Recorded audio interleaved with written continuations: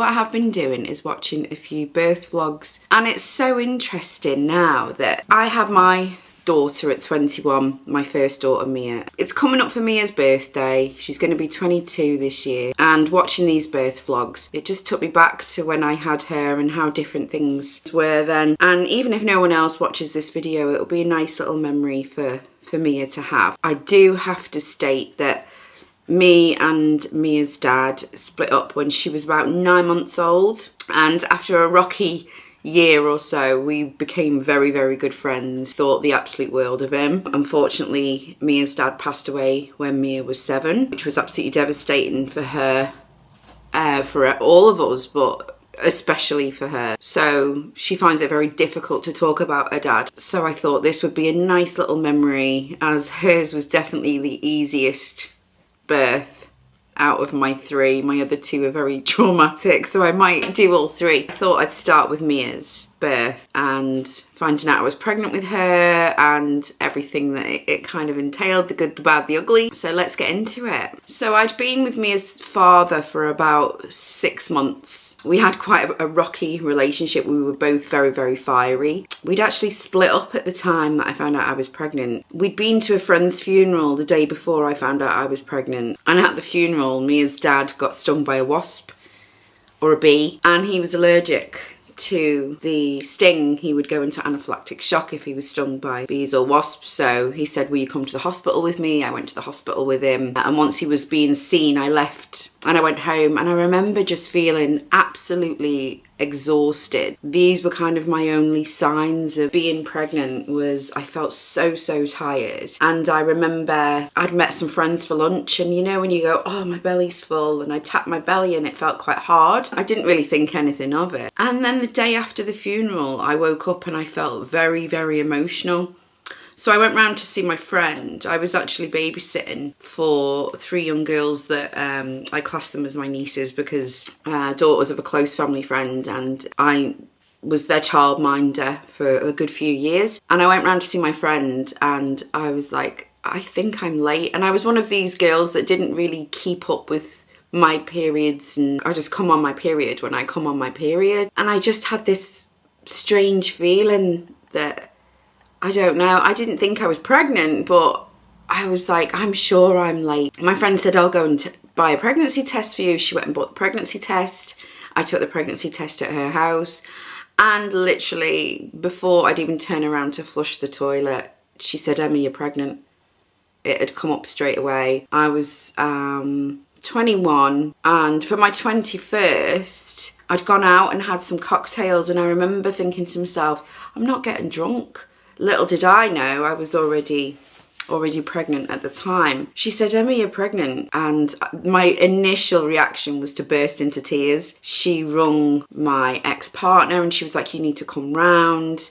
You need to get round here. And I was like, don't tell him over the phone. And she was like, you need to come round. And in the end, she said, look, Emma's pregnant. You need to come round. So he came round to my friend's flat.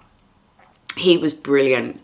He was so supportive. I was a mess. I was crying my eyes out. He was like, everything's going to be okay. We'll get through this. It will be fine. He let me know straight away he wanted the baby, but also let me know it was my decision what I wanted to do. So the first thing I did was I went home. I only lived up the road. So I ran up to the house and went in to see my mum. My mum was sat in her bedroom and I was crying, and she said, what's wrong? I said, I've took a pregnancy test and it's come up positive.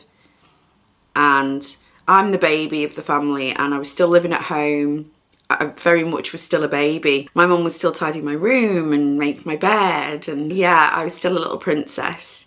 So she said, right, okay. Then a couple of days later, as soon as I found out I was pregnant, by the next day I felt so sick. And I don't know if I'd felt sick before that, and that was what had given me an inkling, but I just felt so sick. I went to the doctors, they did a blood test, they confirmed that I was pregnant.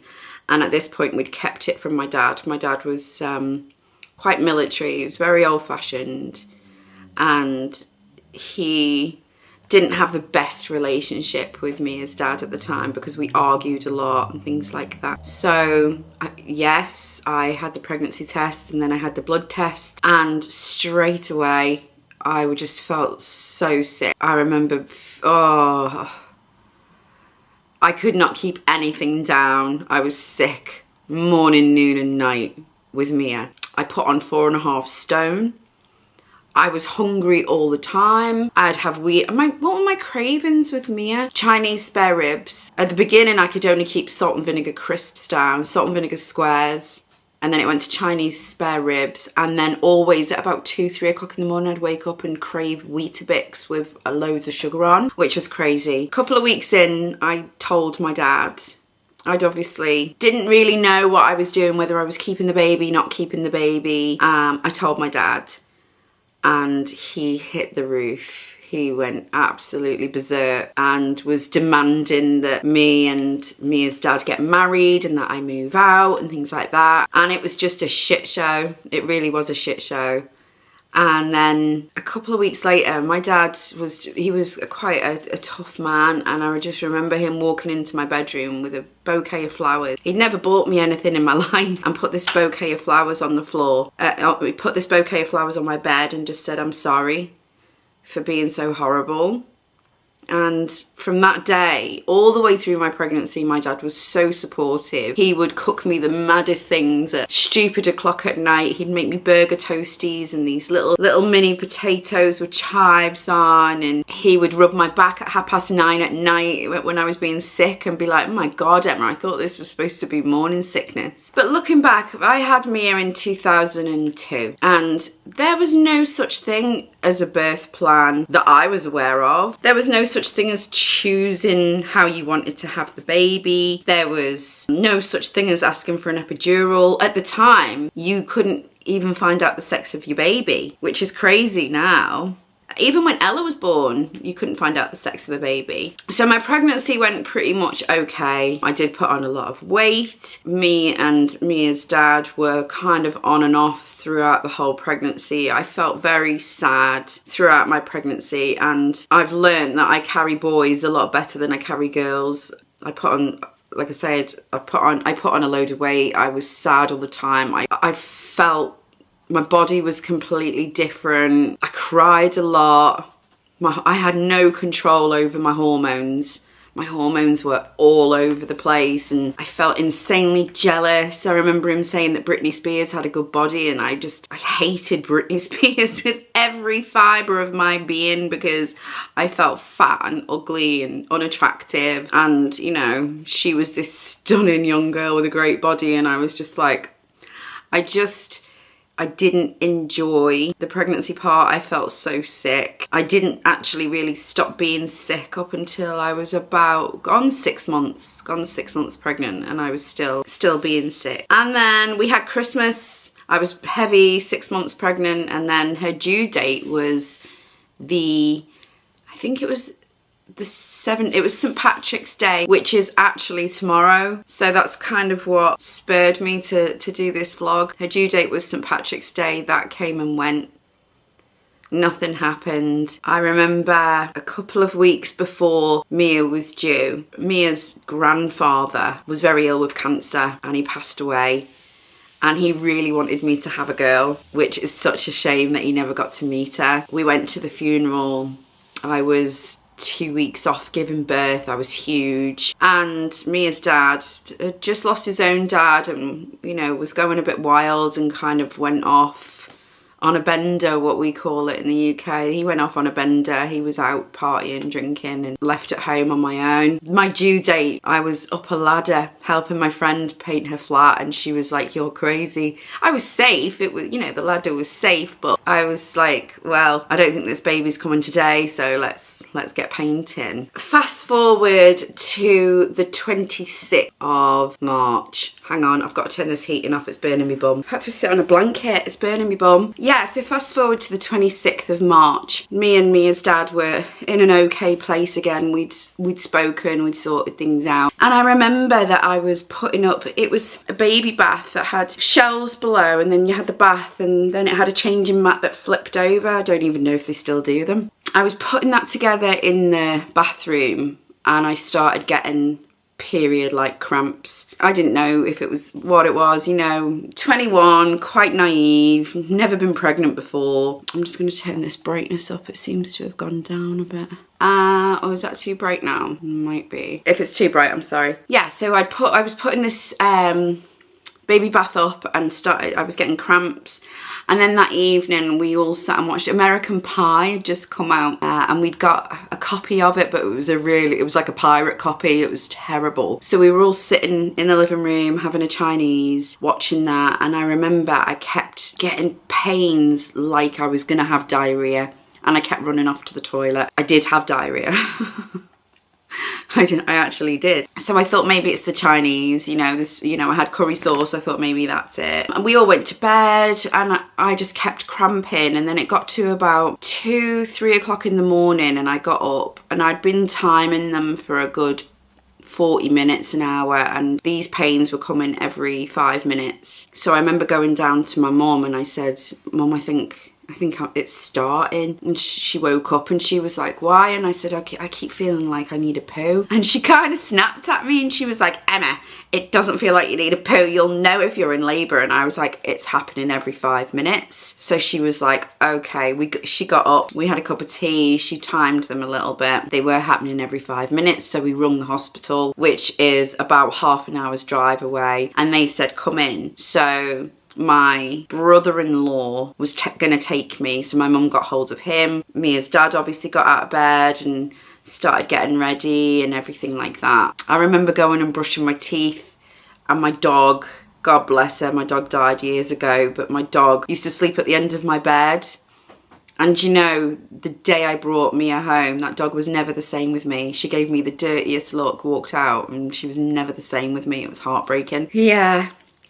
But the dog was in the bathroom watching me, like knew something was going on. And my dad came in and he just gave me this big slap on the back and went, no, he said, oh, is it happening, is it? And I was like, yeah, I think so. And he just come over and gave me a big smack on the back and he went, well, good luck then. And I was like, thanks.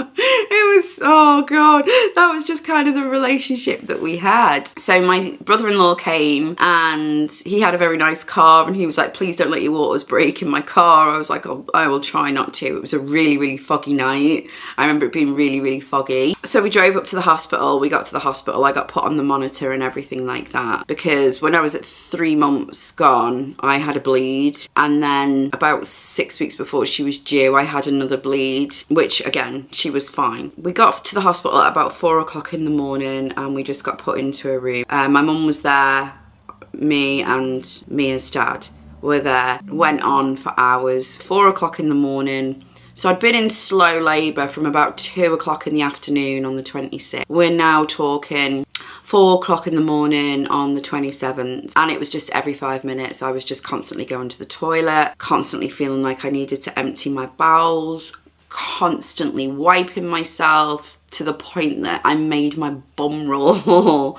I remember that was like one of the sorest points. I carried on contracting all the way through. It got to about 5-ish and the pain was starting to kick in. Mia's dad had had to go home to get a suit because the next day was the interment of his dad's ashes. So he went to get a suit and he'd been gone about 40 minutes and they came in and they said, we're going to pop your waters for you, which was, I didn't really understand what that meant, to be honest. So they came in and they used the big, looked like a crochet hook, and they popped my waters.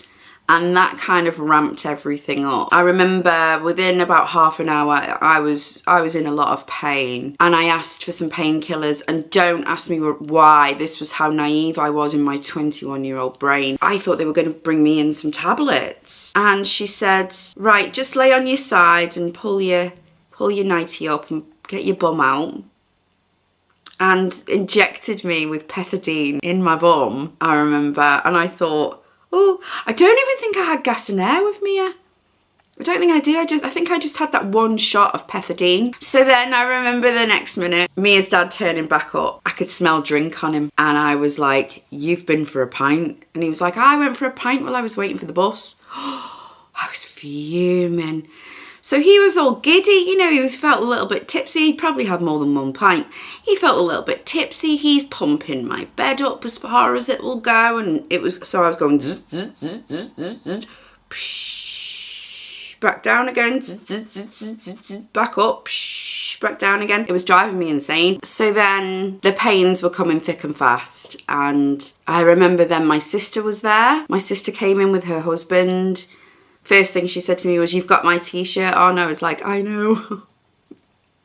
Because I'd just gone to bed in one of her old t-shirts and ended up staying in it in the hospital. There was no big...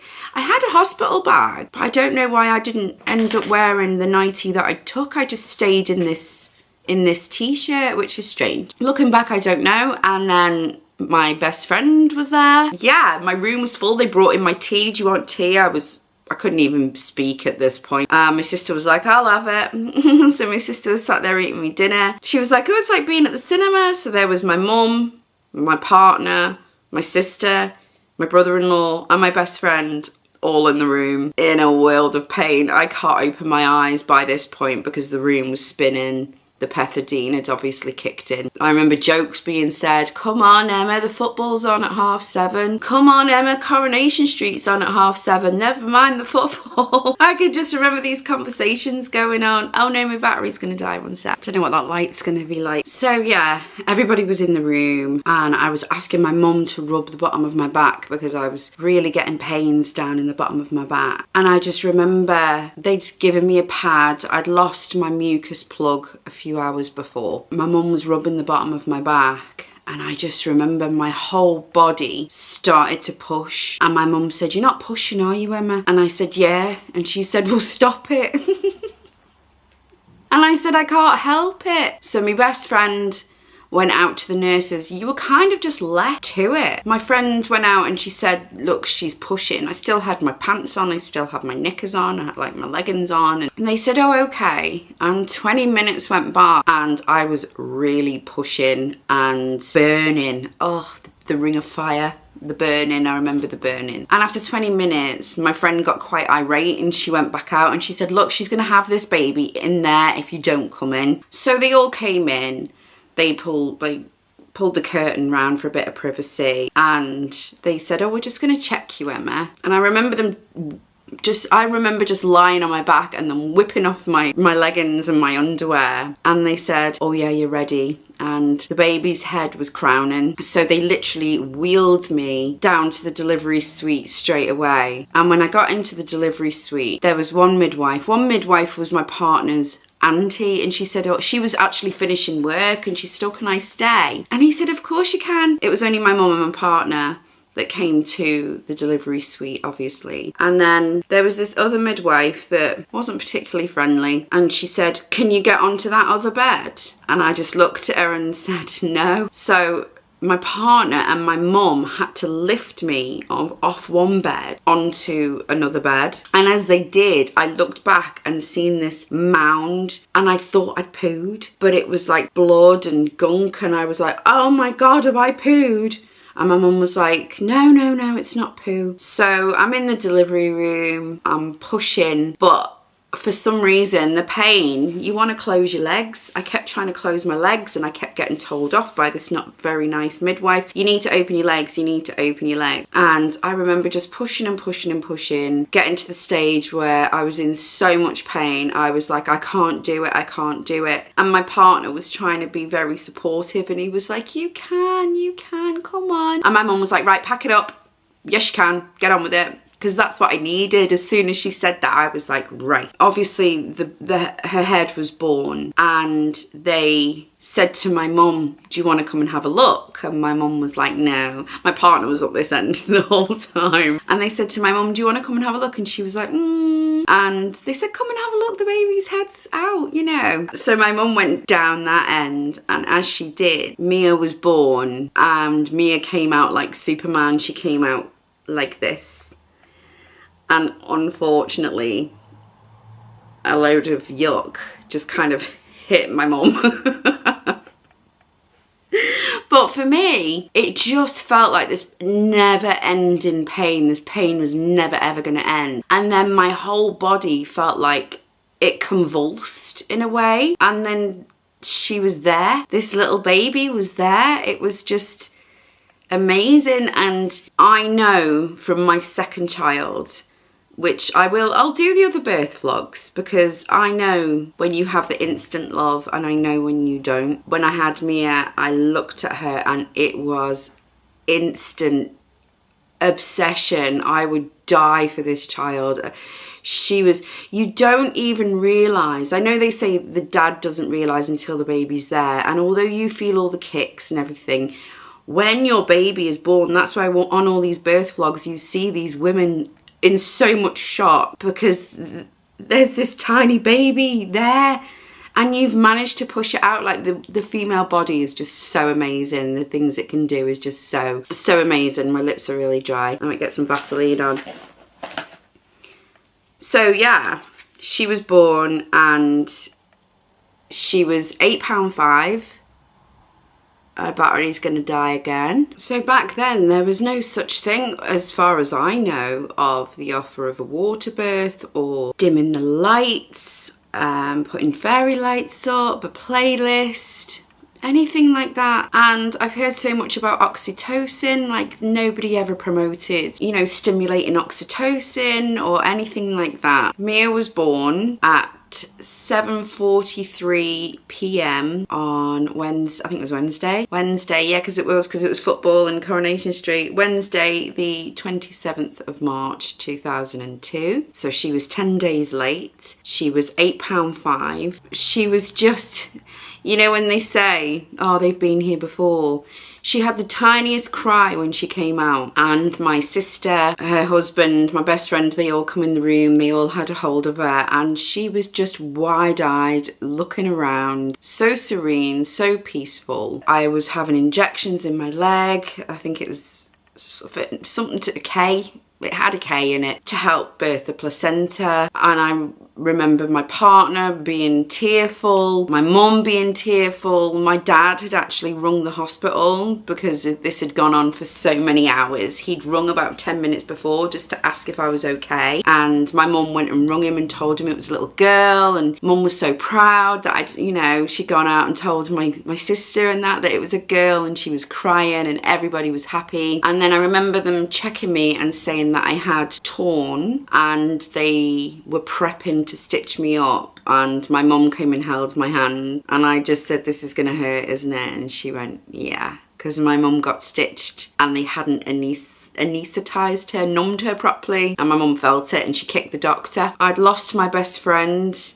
a year before to suicide. I'd actually found my best friend. My best friend was living with me when she died, and I found her body, and now all of a sudden I had this new little best friend. That's all I kept thinking in my mind. That's my little best mate. That's my little best mate. I decided against breastfeeding. I don't know why. I think I was just young. So I remember my partner giving her first bottle. Going back to the stitching, they said to me, oh, do you know what? You'll heal. We're not going to stitch you. It's a neat tear. You'll heal. So that was absolutely fine. Everybody kind of, once they'd seen the baby, they all left, they all went home, so it was just me and my partner. We got wheeled back to the ward. Baby didn't have a name. We'd kind of argued over her last name and decided to go double-barreled, but we couldn't agree on a name. Both of us, I think, had a little feeling she was going to be a boy, so we were kind of more set on a boy's name. It got to about 10 o'clock and we were just in awe with her. We just were staring at her in her little fish tank, and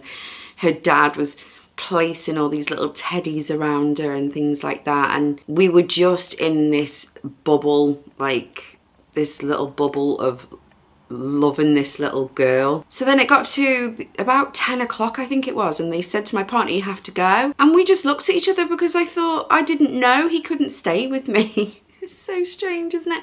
I didn't know he couldn't stay, and he was gutted as well. He just looked at me and was like, oh my God, I've got to go. So he left, and I sat with the baby, and it must have been getting late because they came in and they said, would you like us to take the baby so you can get some rest? You've had no sleep for 48 hours. Would you like us to take her? And I said, okay. So they took the baby, and I didn't sleep a wink. I was up all night going through magazines and baby name books and trying to find a name that would suit this little girl. I must have got a couple of hours sleep, and then I remember waking up in the morning and somehow one leg was out of the sheets and one leg was in, so the sheets were kind of in between my legs and there was just blood everywhere. I was so embarrassed. I jumped up, I pulled the curtain round, I had my head out of it like this looking for a nurse. I called her in and I was like, I'm so sorry, I've bled everywhere, and she was like, it's absolutely fine. She said, have you been to the toilet yet? And I said no. Since birth. She said, right, you need to go and try and at least have a wee. So I went into the bathroom, and I was a tiny girl. I'm 5'1". I was 7 stone 4. I was a size 8. I was a tiny girl. I'd put on 4.5 stone, as I said, with my pregnancy. I had a big bump, and I remember just looking down at my body and had all this skin. I felt like I'd been run over by a train. I managed to have a wee, and everything felt open is the only way I can describe it. I just felt open down there. So they had a B-day. So I decided to go onto the B-day because I was losing a lot of blood. I went onto the B-day, and when the water of the B-day hit the tear, that's when the pain kicked in. That hurt. That morning, my partner and his 2 sisters came up because it was the interment of their dad's ashes, and they came up to meet the baby, and he could only stay for half an hour and then he had to go again. And later on, my mum come up, my sister come up again, I think, yeah. My partner's mum came up, and we still couldn't agree on a name. We just couldn't agree. And I remember we tied balloons. We got bought It's a Girl balloons, and we tied them to her little fish tank, and we'd gone down to the day room with her because, you know, the ward was busy and we were all sat talking. And there was another lady working there who clearly didn't like her job. She'd already told my partner off for sitting on my bed because it was a patient's bed. He wasn't allowed to sit on the end of the bed when I was in labour. And she came in and gave us merry hell because we had these balloons tied to the fish tank. What if they burst and the helium gets into the baby's lungs and things? And it's just things that we didn't even think of. So she just made us feel really bad as parents. And I remember going for a shower, and I didn't know that if you let your boobs run under the shower, the hot water, it stimulates your milk. So I'd gone for a shower and my milk was kicking in, and I came out and my partner was there, and they said, he said, they're going to show us how to bath the baby. And I said, that's brilliant, because we'd never bathed a baby before. So the lady was showing us how to bath the baby. And my partner put the baby grow on the wrong way, and she just laughed at him.